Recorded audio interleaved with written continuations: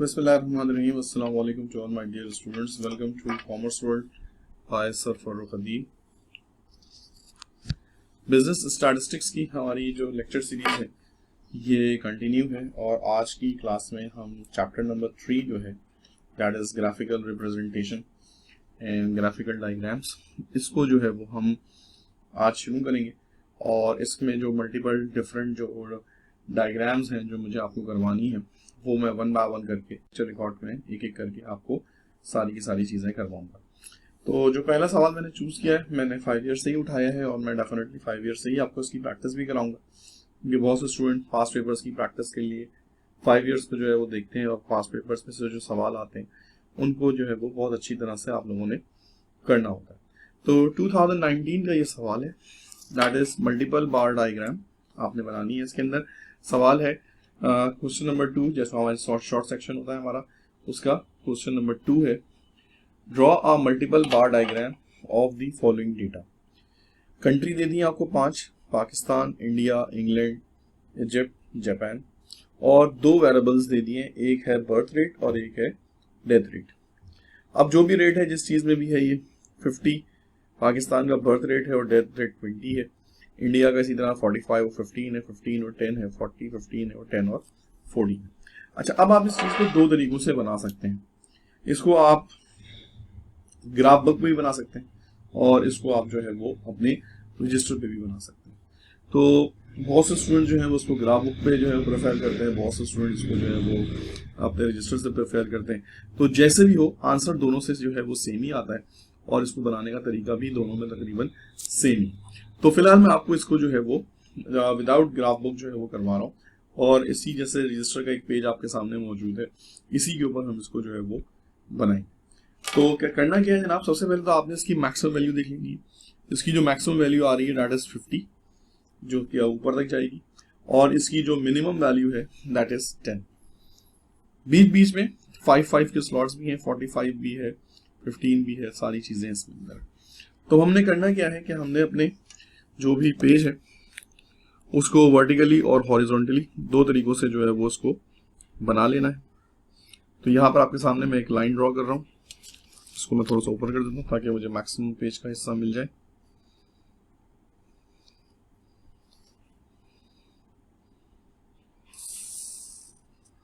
तो ये हमने एक लाइन ड्रॉ कर ली।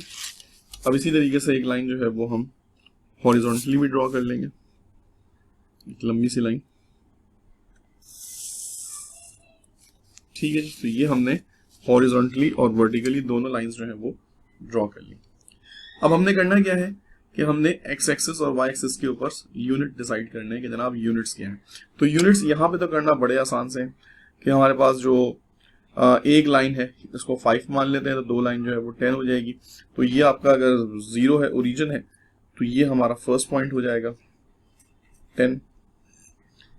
इसी तरह से 20, 30,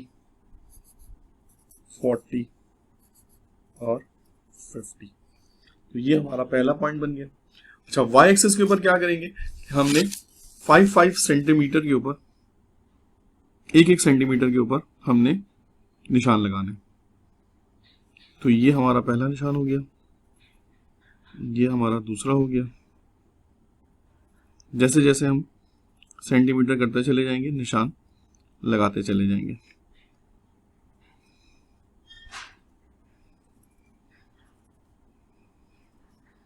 याद रखिएगा इसको बिल्कुल स्केल से प्रॉपर तरीके से आपने मेजरमेंट के साथ लगाना है, वरना आपके जो बाबू हैं वो चेंज हो जाएंगे। अब आपने करना क्या है कि शुरू के जो आप 5 बॉक्सेस हैं इसको आप खाली छोड़ देंगे। ये वाले जो आपके पास फर्स्ट है इसको आप छोड़ देंगे। तो ये जो आपके पास सेकंड वाले होंगे इसको आप नाम दे देंगे, यानी ये और ये। तो इसको आपने नाम दे दिया पहला, दैट इज पाकिस्तान। फिर आपने 5 बॉक्सेस का गैप दिया और ये वाले जो 2 थे इसको आपने नाम दे दिया इंडिया। सिमिलरली फिर आपने 5 का गैप दिया और ये वालों को आपने नाम दिया इंग्लैंड। फिर आपने 5 का गैप दिया ताकि आपस में जो है वो एक डिफरेंस नजर आए। ये वाले जो 2 थे इनको आपने नाम दे दिया इजिप्ट।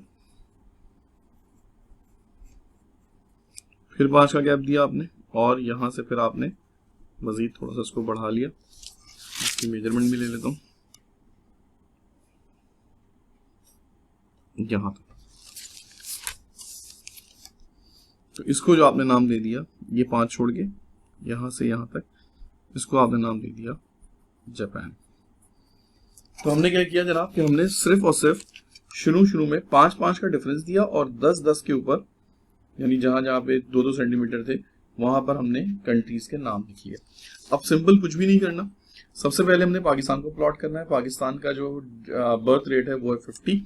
तो हमने यहां से स्टार्ट की लाइन, बिल्कुल स्टार्टिंग से दिस पॉइंट, और इसको 50 तक आपने लेके जाना है।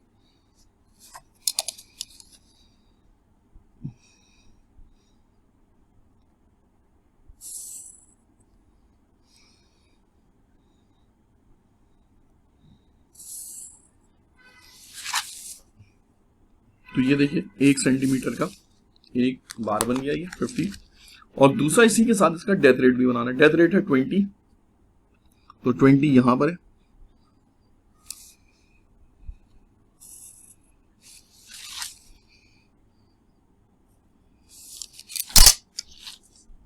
तो देखिए कितनी आसानी से एक मल्टीपल बार जो है वो तैयार हो गया। इसको हमने कर दिया 50, यहां पे लिख दिया 50 और यहां लिख दिया 20। फिर आपको पता चलेगा कि ये जो मैंने 5 का गैप दिया था ये क्यों दिया था। ये इसी वजह से दिया था कि बीच में दूसरे बार में एक आपको जो है वो गैप पता चल जाए और फिर दूसरा बार आप इसके बाद बनाए 45। तो 45 जो है वो यहां से हम स्टार्ट करेंगे, 50 और 40 के बीच में होगा 45 जो लाइन हमारी रही। ये आ गई आपकी दूसरी लाइन।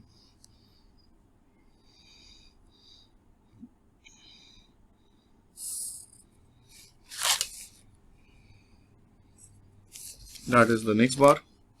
और 15 जो होगा वो 10 और इसके बीच में होगा।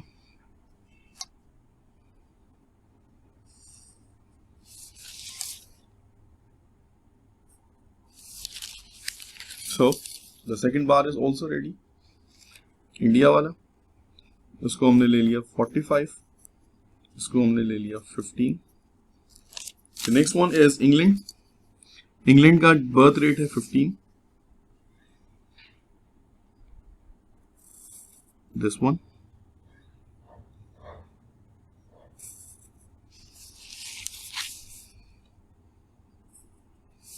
और इंग्लैंड का डेथ रेट है 10।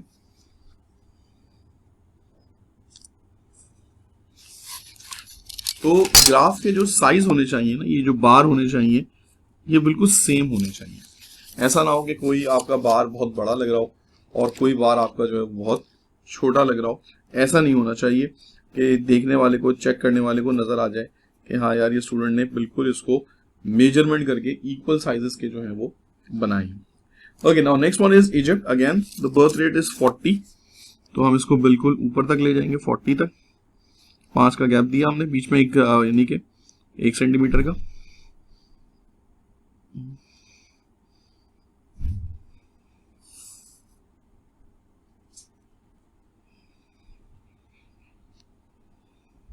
अगर आप इसको ग्राफ बुक में बनाएंगे तो आप 5-5 का जो स्मॉल बॉक्सेस होते हैं उसका आप गैप ले सकते हैं, तो उससे ये बिल्कुल एक्यूरेट बनेगा। और जो चीजें इसमें नहीं आ रही हैं, थोड़ा सा इसको अलाइनमेंट आउट हो रही है, ग्राफ बुक पे बिल्कुल भी इसकी अलाइनमेंट आउट नहीं होगी। इजिप्ट का है 15 डेथ रेट, तो इसको ये हम थर्ड रो से मिला देंगे, दैट इज 15।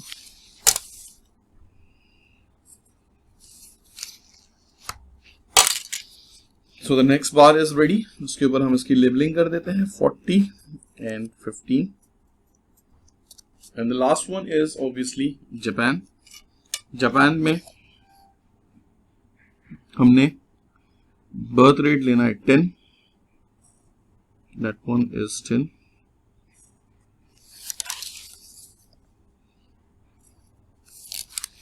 और जो वो लेना है 14 जो होगा वो 15 से जरा सा नीचे होगा, ठीक है। इसमें 1 सेंटीमीटर का एक पॉइंट बना लें पहले। दिस वन, वो लाइन के ऊपर चला गया था तो नजर नहीं आ रहा था। तो ये है आपका 15, वो 5, 10, 15, उससे जरा सा नीचे कर लेंगे, दैट इज 14।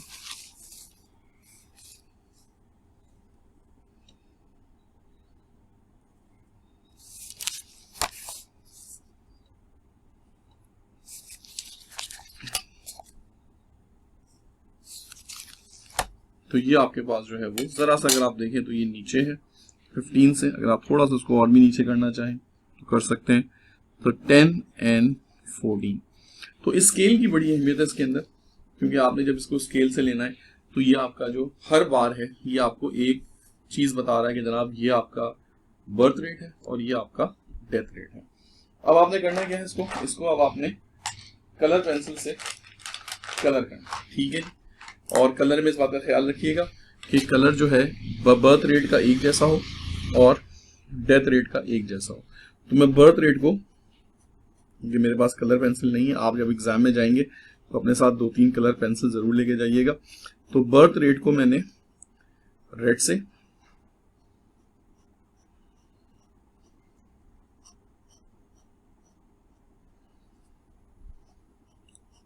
फिल कर दिया इसको। आप चाहे तो उसको फिल भी कर सकते हैं, कलर भी कर सकते हैं, जैसे आपको अच्छी लगे, लेकिन थोड़ा सा ये प्रेजेंटेबल होना चाहिए, चेक करने वाले को लग जाए कि हाँ जी इसको बहुत ही माइनर तरीके से तमाम चीज़ों को सामने रखते हुए बनाया है। तो बर्थ रेट को मैंने रेड कर दिया और जो डेथ रेट था इसको मैं ब्लू कर देता हूँ।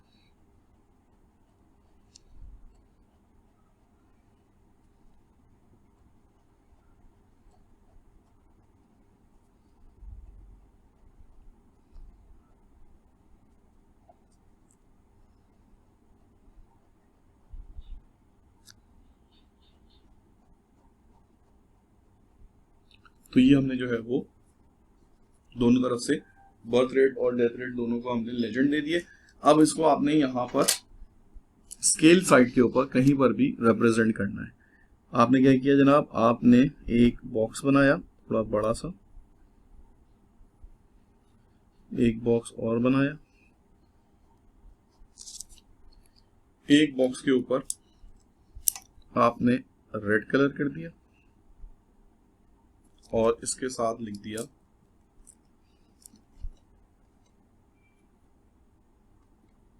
Birth rate. चेक करने वाले को पता चल जाए कि जनाब ये जो रेड वाला जो बॉक्स है ये बर्थ रेट का है और दूसरा बॉक्स आपने ब्लू कर दिया और इसके सामने आपने लिख दिया डेथ रेट। तो देखिए इससे आपका कंप्लीट जो बार डायग्राम थी, मल्टीपल बार डायग्राम थी, ये आपकी रेडी हो गई है। आई होप कि आपको ये क्लियर हो गया होगा। मजीद इसके कुछ क्वेश्चंस गिवन हैं एग्जाम्स में और आप इसको जो है वो अपनी प्रैक्टिस के लिए बनाना चाहें तो आप बना सकते हैं। इसमें आपके पास 2004 का एक सवाल है, 2004 है I guess question number 2B। ये मल्टीपल बार चार्ट है, इसमें साइंस, कॉमर्स और आर्ट्स के क्वेश्चन दिए हुए।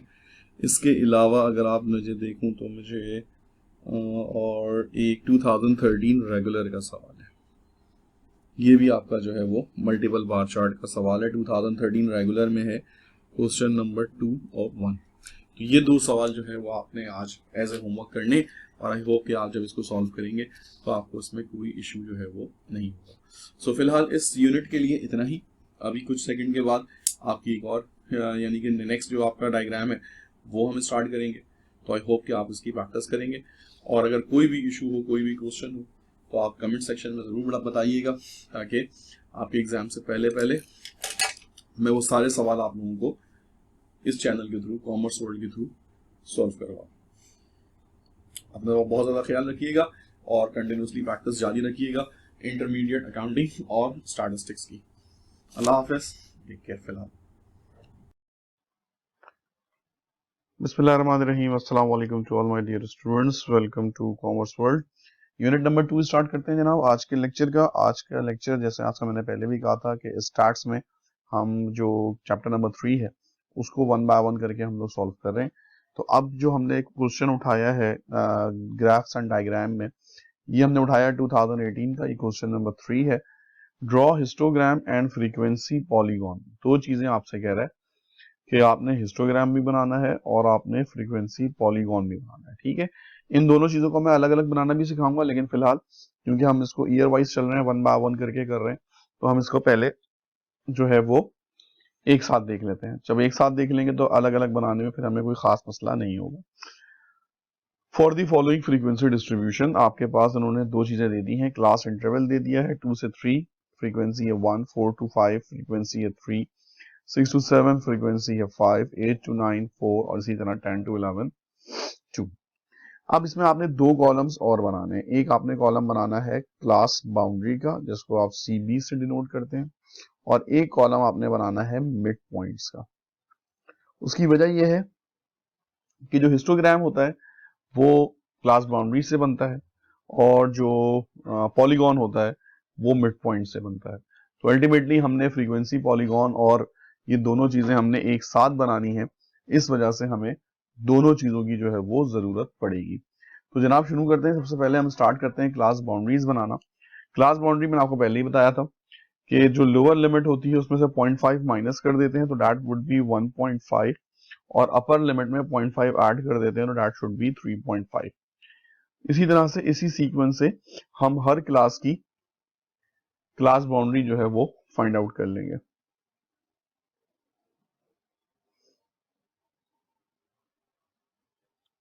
सेवन 7.5 से 9.5 और इसी तरीके से 9.5 से 11.5।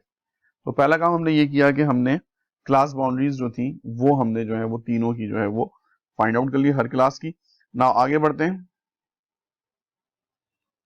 That is mid points. अब मिड पॉइंट्स कैसे निकालते हैं? बड़ा आसान तरीका है मिड पॉइंट निकालने का। अपर लिमिट और लोअर लिमिट को प्लस करें और 2 से डिवाइड कर दें। 2 + 3 5, 5 डिवाइडेड बाय 2 यानी 5 का हाफ, दैट इज 2.5। 4 + 5 9, 9 का हाफ 4.5। 6 और 7 13, 13 का हाफ 6.5। 8 और 9 8.5। सीक्वेंस बन गई आपके पास और ये हो जाएगा 11.5। तो हमने देखें कितनी आसानी से जो है वो इसके जो टेबल्स हैं वो जो है वो हमने तैयार कर लिए। अब चलते हैं जनाब ग्राफ पेपर पे, क्योंकि अब इसको अल्टीमेटली हमने ग्राफ पेपर पे जो है वो बनाना है। तो इसको ग्राफ पेपर पे कैसे बनाएंगे, आइए आपको जरा सा इसमें से ग्राफ पेपर पे आपको इसको बना के सिखाते हैं। तो ये मेरे पास एक ग्राफ बुक है। मैंने आपको जो पहला वाला जो चीज बताई थी वो मैंने आपको डायरेक्ट उस पर करवाई थी पेपर पे, लेकिन उससे प्रेजेंटेशन जो है वो इतनी अच्छी नहीं आ रही थी, तो मैंने सोचा कि क्यों ना आपको ये चीज जो है वो आप ग्राफ पे बना के दिखाएं। तो ग्राफ भी आपका जो है वो बड़ी आसानी से आपको मिल जाता है एग्जाम के अंदर। तो अगर आप बोर्ड में इसकी रिक्वायरमेंट करेंगे तो आपको बड़ी आसानी से ग्राफ बुक या ग्राफ पेपर आपको प्रोवाइड कर दिया जाएगा। तो आपने जनाब आपने ग्राफ पेपर लेना है। ग्राफ पेपर को आपने बिल्कुल जो है वो जो फर्स्ट रो है वहां से स्टार्ट करना है, 10 वाली रोज को छोड़ के बिल्कुल इसको शुरू से स्टार्ट करना है। तो ये देखिए मैंने इसका एक पूरी एक हॉरिजॉन्टल लाइन जो है वो खींच ली पूरी ग्राफ बुक में।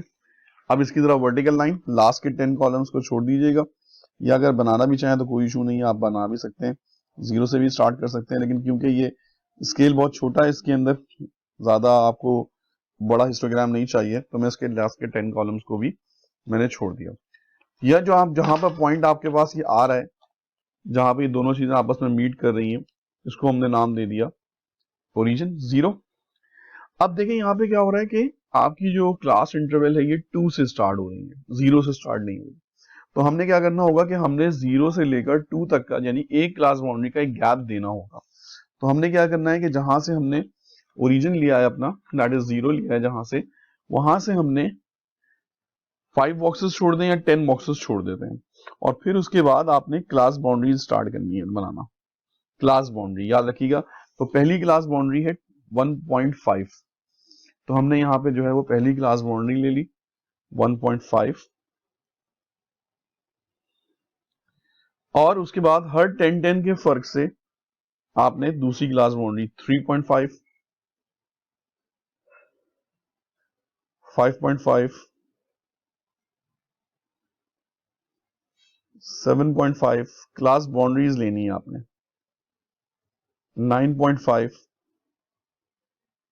और आखिर में 11.5। तो हमने देखें सब चीजों पे वन बाय वन करके हमने जो है वो क्लास बाउंड्रीज जो भी हमारे पास मौजूद थी, हमने स्टार्ट किया 1.5 से और फिर 1.5 से 3.5, 3.5 से फिर हमने सारी अपर क्लास बाउंड्रीज ले ली।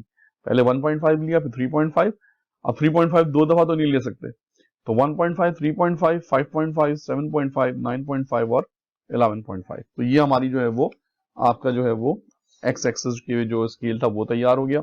वाई एक्सिस की अगर आप देखें तो हाईएस्ट वैल्यू जा रही है 5 तक, तो हम 10 बॉक्सेस को 1 कंसीडर कर लेते हैं। आइए जनाब, यहां पे हमारे पास आ गया 10 बॉक्सेस, तो ये हो गया हमारा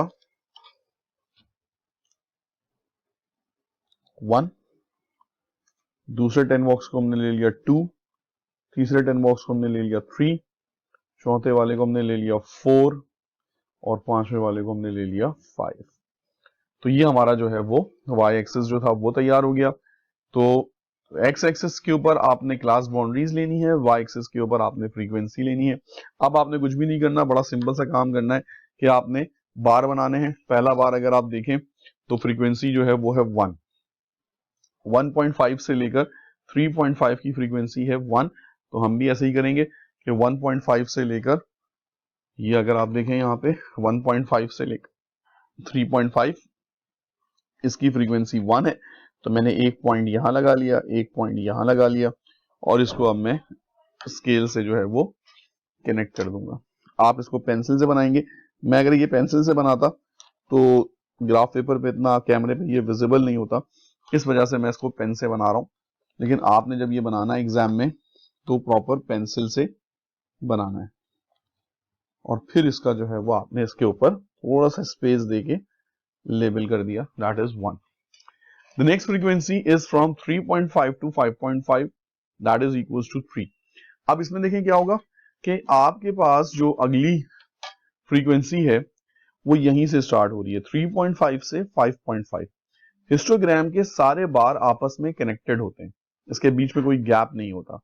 तो जहां से ही पहला बार खत्म होगा वहीं से दूसरा बार शुरू होगा। दूसरी फ्रीक्वेंसी आ रही है 3, तो मैंने 3 का एक पॉइंट यहां भी बना दिया, 3 का एक पॉइंट यहां भी बना दिया।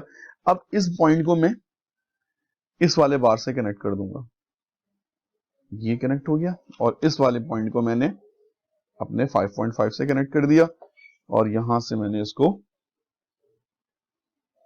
बॉक्स बना दिया। तो that is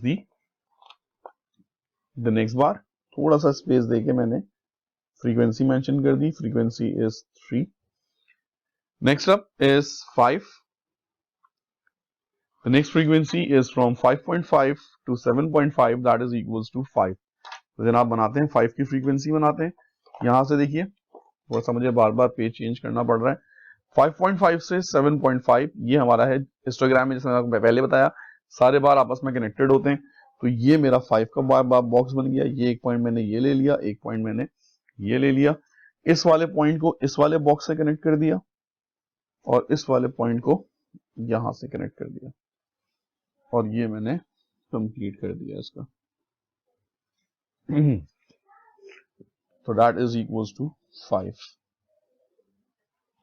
the next up is 4। 4 का पॉइंट एक ये है, ये पहले ही बना हुआ है तो इसको बनाने की जरूरत नहीं बनेगी, सिंपल हमने ये लाइन को इससे बना दिया और फिर इसको हमने इससे कनेक्ट कर दिया, दैट इज इक्वल्स टू 4 हो गया ये। Now the last one should be 2। 2 के लिए हमारे पास ये एक लाइन है, दैट इज 2 का ग्राफ है ये।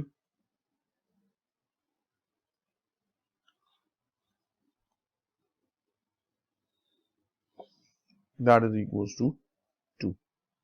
तो देखिए जनाब आपने कितनी सिंपल तरीके से बहुत आसानी से अपना जो हिस्टोग्राम था ये आपने तैयार कर लिया, 1, 3, 5, 4 एंड 2। अब आपने करना क्या है, अभी हमारा सिर्फ एक काम हुआ है, that is the preparation of histogram. अभी सिर्फ हिस्टोग्राम बनाए। अब ये कह रहे हैं कि इसी के ऊपर फ्रीक्वेंसी पॉलीगॉन भी बना दें। अब फ्रीक्वेंसी पॉलीगॉन बनाने के लिए हमको चाहिए होते हैं मिड पॉइंट। मिड पॉइंट हम पहले निकाल चुके हैं 2.5, 4.5, 6.5, 8.5 और 11.5। अब आपने यहाँ पे क्या करना है, देखिए यहाँ पर ये हमारी क्लास बाउंड्री है 1.5 से 3.5 10 बॉक्सेस के ऊपर, और ये बीच में इसका जो है वो मिड पॉइंट है। तो हमने मिड पॉइंट के ऊपर जहां जहां हमारे पास यहाँ पर आ रहा है, यहाँ पर हमने डॉट लगा लेना है। आसान अल्फाज में कि जो 10 का आधा होगा यानी 5 के ऊपर हमने सिंपल यहाँ पे डॉट लगा लेने हैं। ये आपके पास डॉट लग गए हर ग्राफ के ऊपर, हर बॉक्स के ऊपर जहां जहां पे थे। अब आपने सिंपल क्या करना है कि इसको स्केल से नहीं बल्कि ऐसे ही सॉफ्ट हैंड से, हाथ से ही जो है वो आपने इन डॉट्स को आपस में जो है वो मिलाना है। ठीक है, कर्व नहीं बनाना, सीधे हाथ से इस तरीके से आपने लिया, ये हो गया। अब यहां से ये रिटर्न होगा इस तरीके से, ये आगे होगा, फिर इसको आपने आगे बढ़ा दिया इसी तरह से आगे, और इसी तरीके से यहां से भी थोड़ा सा इसको आगे बढ़ा दिया। तो ये देखिए आपका जो है वो फ्रीक्वेंसी पॉलीगॉन जो है, कि ये जो लाइन है बेसिकली ये जो हमने बनाई है, that is basically the polygon. ये पॉलीगॉन बन गया है, और इसी तरीके से ये जो है वो आपका वैल्यू बन गई। अब आपने करना क्या है कि इस जो आपने जो बॉक्सेस बनाए हैं इसको आपने थोड़ा सा शेडेड कर देना है, और इसको जो है वो थोड़ा सा आपने कलर दे देना है, ताकि थोड़ा सा ये लुक वाइज प्रेजेंटेशन आपकी बेहतर हो जाए। तो ये मैंने कलर करना स्टार्ट कर दिया, इसको शेडेड कर दिया एरिया, ताकि चेक करने वाले को पता चल जाए कि कौन सी वैल्यूज कहां से आ रही हैं।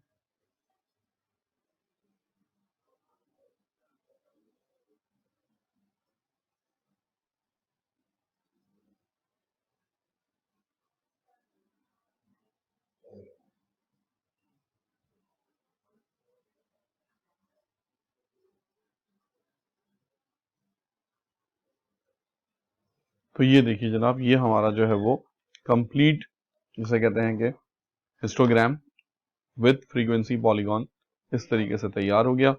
आई होप कि आपको समझ में आ गया होगा। टेबल आपने देख लिया है, क्लास इंटरवल और फ्रीक्वेंसी गिवन होगी। हमने दो टेबल बनाने हैं इसके अंदर, class boundary and mid point, और फिर उसके बाद इसी तरीके से आपने इसको कंप्लीट करके एक ही ग्राफ पेपर के ऊपर आपने इसको कंप्लीट कर लिया।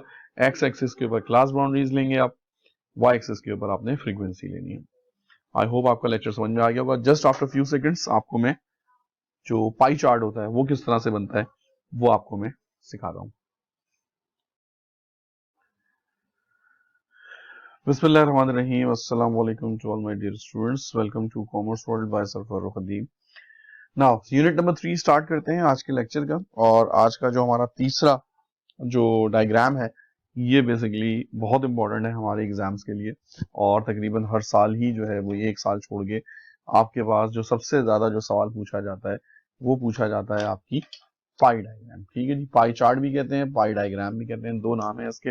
बात एक ही है कि आपने अपने डाटा को एंगल्स की फॉर्म में एक सर्किल के अंदर जो है वो रिप्रेजेंट करना होता है।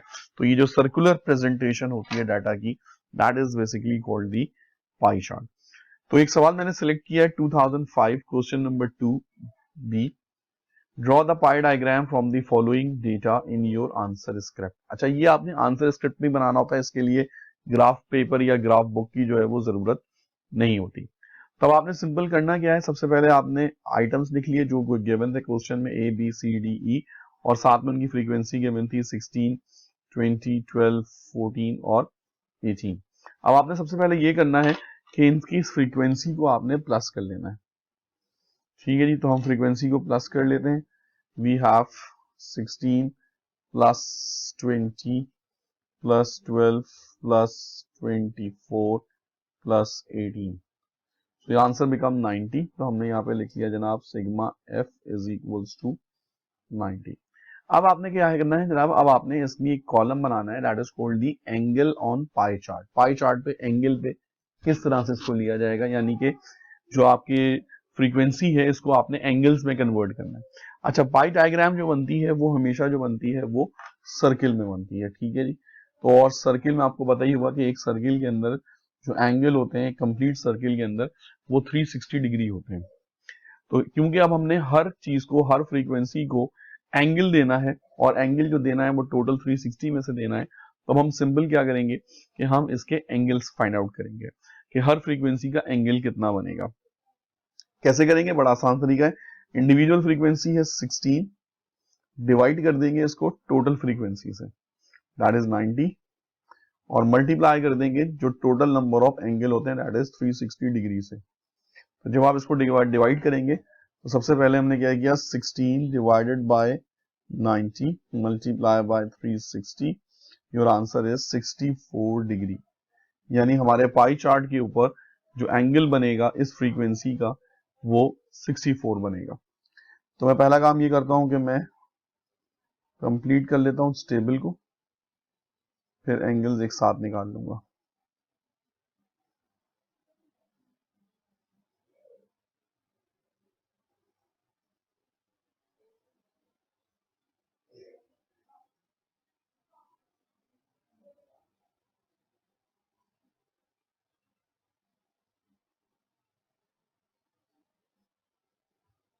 डिग्री का साइन जरूर बनाइएगा क्योंकि एंगल को डिग्री से रिप्रेजेंट किया जाता है।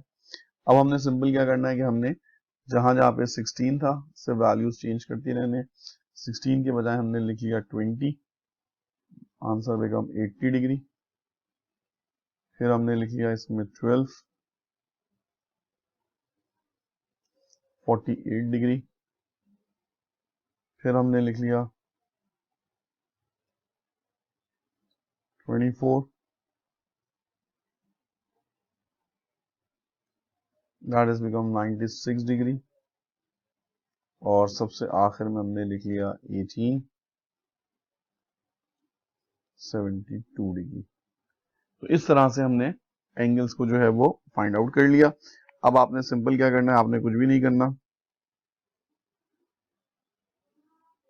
और अब इसको आपने पाई चार्ट के ऊपर जो है वो कन्वर्ट करना है।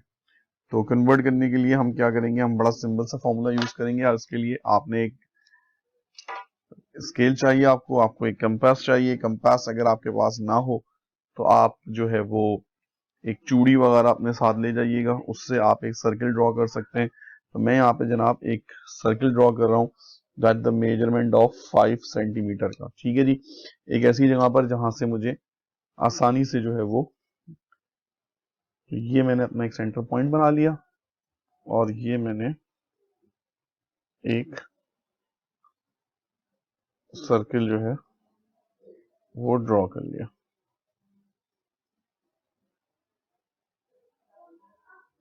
तो ये मेरा सर्किल बन गया, ये मेरा सेंटर पॉइंट था, तो मैंने इस पे एक डॉट लगा दिया ताकि मुझे याद रहे कि मेरा सेंटर पॉइंट जो है वो कहाँ पर है। Now the next step is very important, और इसमें अब हमने करना क्या है, सिंपल सा, हमने कुछ भी नहीं करना कि हमने इस लाइन को जो है, जो हमने डॉट बनाया है, अच्छा ये डॉट आप हमेशा एक लाइन पे बनाइएगा, ठीक है, ताकि इसको आपको कनेक्ट करने में आसानी हो। अब हमने सिंपल क्या करना है, इसको पेंसिल से बनाना है, लेकिन मैं इसको पेन से इस वजह से बना रहा हूँ क्योंकि पेंसिल से डेफिनेटली वो कैमरे में इतना अच्छा नहीं आएगा उसका रिजल्ट। तो मैं इसको एक पॉइंटर से बना रहा हूँ, लेकिन आप पॉइंटर से नहीं बनाएंगे, आप इसको जो है वो पेंसिल से ही बनाएंगे। सो इसको हमने क्या किया कि हमने एक लाइन बना दी। नाउ वन बाय वन करके अब हमने इसमें एंगल्स ड्रॉ करने हैं। कैसे एंगल ड्रॉ करने हैं? It's very simple. आपने जो है वो, ये जो आपके पास डी का पॉइंट होता है, दैट वन कॉल्ड ओरिजिन, इसको आपने पॉइंट से मिलाना है, और ये जो लाइन है, दिस लाइन, इसको आपने जो बनाना है वो आपने यहां से इस लाइन से कनेक्ट कर देना है। ठीक है, ये आपने जो है वो लाइन कनेक्ट कर दी इसके साथ। ना वन बाय वन करके अब आपने जो है वो इसका एंगल जो है वो ड्रॉ करना है। तो जो फर्स्ट एंगल जो हमने ड्रॉ करना है, अगर हम यहां पर देखें तो दैट इज 64। 64 आपने एंगल जो है वो ड्रॉ करना है। सो अब आप इसको ड्रॉ करने के लिए, अक्सर स्टूडेंट इसमें कंफ्यूज होते हैं कि किस तरीके से एंगल को जो है वो ड्रॉ किया जाएगा।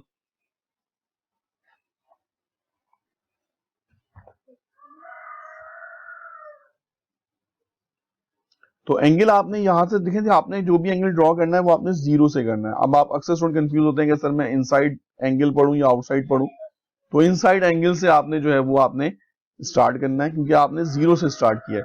आप जब जीरो से स्टार्ट किया तो ये वैल्यू डेफिनेटली जो है वो आगे बढ़ रही है, 10, 20, 30, 40, 50। अब हमें चाहिए 64, तो 64 हमें कहां मिलेगा? ये देखिए, ये हमारा है 60, ये है 65, जो मिड पॉइंट है ये वाला, इससे एक पहले, तो यहां पर हमने इसका एक पॉइंट लगा दिया, ठीक है। और हमने इसको जो है वो इस लाइन को ओरिजिन से जो है वो मिला दिया, ठीक है जी। और यहां पे हमने लिख दिया आइटम ए, आइटम ए, और वैल्यू हमने लिख दी यहां पर, इसकी लेबलिंग कर दी, दैट इज 16। आप चाहें तो यहां पर एक एंगल भी बना सकते हैं, एंगल हमने बनाया है 64 डिग्री, तो ये हमने जो है वो एंगल बना लिया। Now the next angle is 80। अब 80 करने के लिए क्या करेंगे? हम इस ग्राफ को हल्का सा मूव करेंगे। अब रूल वही है, ओरिजिन से, अब ये पहले हमने ये वाली लाइन बनाई थी ओरिजिन के लिए, अब हमने इस वाली लाइन को जो है वो as a reference point use करना है। तो जीरो को हमने जीरो से मिलाया और लाइन को हमने लाइन से मिलाया। ये देखिए, बिल्कुल एक चीज एग्जैक्ट, एंगल से एंगल मिल गया, लाइन से लाइन मिल गई। और अब आपने ड्रॉ करना है 80 डिग्री। तो जनाब यहीं से स्टार्ट किया, जीरो से 10, 20, 30, 40, 50, 60, और ये मिल गया आपको 80 डिग्री, ठीक है जी। So that will be the 80 degree. इसको हमने लिया और यहां से हमने इसको कनेक्ट कर दिया, एंगल बना दिया 80 डिग्री का, आइटम लिख दिया, आइटम बी, वैल्यू डाल दी 20। So that will be the second angle. Now next move towards the angle, next angle. अब आपने क्या एंगल ड्रॉ करना है? आपने 48, इसको मूव किया आपने अपनी तरफ, अगेन पॉइंट से पॉइंट को मिलाया, और लाइन अब हमारी रेफरेंस ये वाली हो जाएगी जो हमने नई लाइन ड्रॉ की है, ठीक है जी। पॉइंट से पॉइंट मिलना चाहिए ओरिजिन से, और लाइन से लाइन मिलनी चाहिए। तो ये देखिए, लाइन मिल गई, पॉइंट भी मिल गया, थोड़ा सा नीचे कर देता हूं उसको, यस। तो दैट इज 48। अगेन हमने किया, ये 40 था, ये 50 था, 50 से दो कम, that is 50, 49 and this is 48।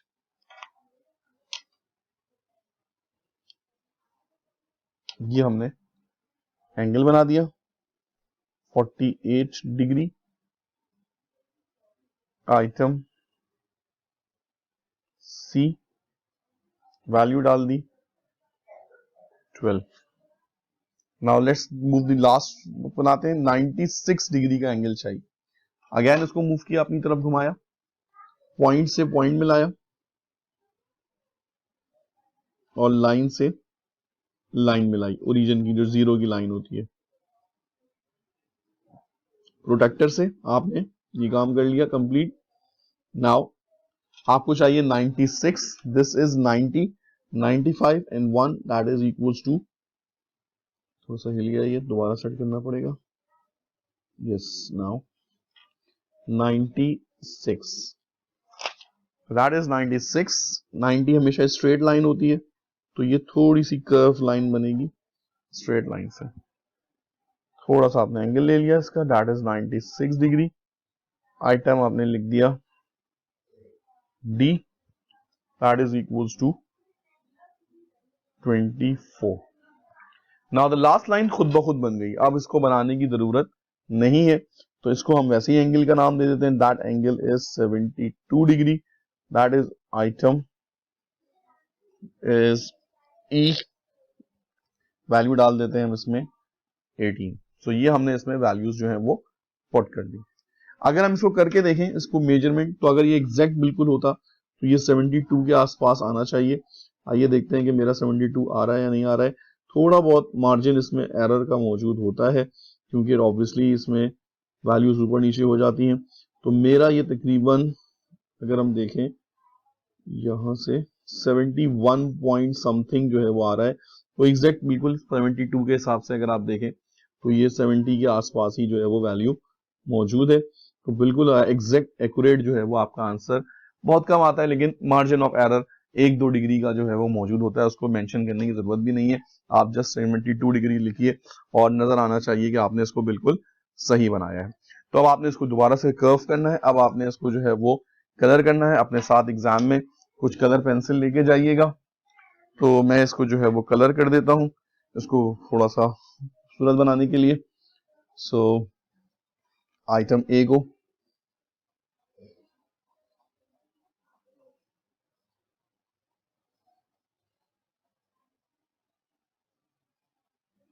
मैंने ब्लू कर दिया।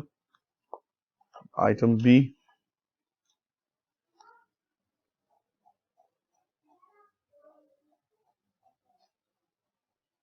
बहुत से स्टूडेंट इसके अंदर फिल कर देते हैं, मैं इसको फिल नहीं कर रहा हूँ, मैं इसको सिर्फ लाइंस कर रहा हूँ। आप इसको चाहें तो उसमें परफेक्ट कलर भी कर सकते हैं। That is the next colour. Let's take out one more, that is item C.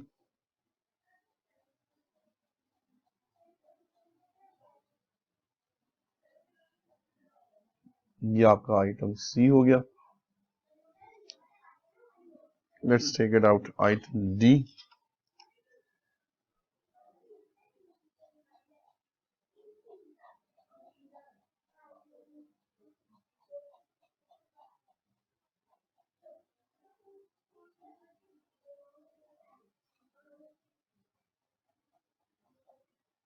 ये आइटम डी हो गया। And now finally the item E.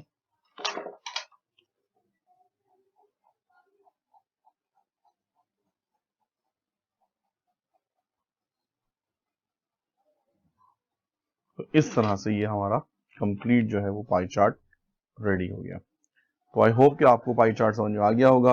Past papers में इसके काफी क्वेश्चंस जो हैं वो गिवन है। आई होप कि आप उसकी प्रैक्टिस करेंगे। 1-2 क्वेश्चंस मैं आपको बता देता हूं ताकि आपको जो है वो इसमें प्रैक्टिस करने में आसानी हो। 2016 में है एक सवाल इसका, क्वेश्चन नंबर 2 शॉर्ट में। इसी तरीके से अगर हम आगे चलेंगे तो आपको 2012 में भी मिलेगा ये। इसी तरह से अगर आप आगे चलेंगे 2011 में भी मिलेगा। बहुत दफा ये सवाल जो है वो आया है। 2011 में जो सवाल है, 2012 में जो सवाल है, सेम क्वेश्चन जो भी हमने 2005 में किया है।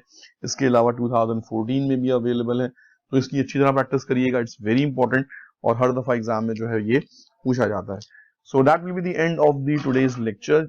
जो इसका सेशन नंबर 1 था, लेक्चर नंबर 1 था, ये मैंने अपलोड कर दिया। अब इसमें 3 चीजें जो है वो अभी बाकी हैं, तो वो मैं इंशाल्लाह नेक्स्ट लेक्चर के अंदर बनाऊंगा। इसमें हमारे पास ऑगिव्स होते हैं, इसमें हमारे पास फ्रीक्वेंसी पॉलीगॉन होता है और हमारा सब डिवाइडेड जो है वो बार चार्ट होता है। तो उसको इंशाल्लाह जो है वो नेक्स्ट लेक्चर में कवर